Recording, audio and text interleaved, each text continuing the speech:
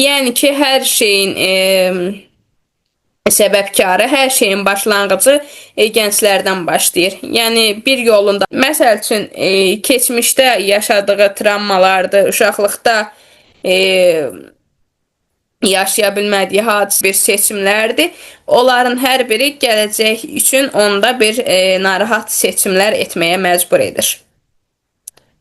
Onun təməlindəki daşlar sağlam olarsa, o bina sağlam olar. Yox, binanın əgər bünövrəsi sağlam olmazsa, 8-ci ildə Azərbaycan Xalq Cümhuriyyətinin qurulmasında gənclər mühüm rol oynamışdır.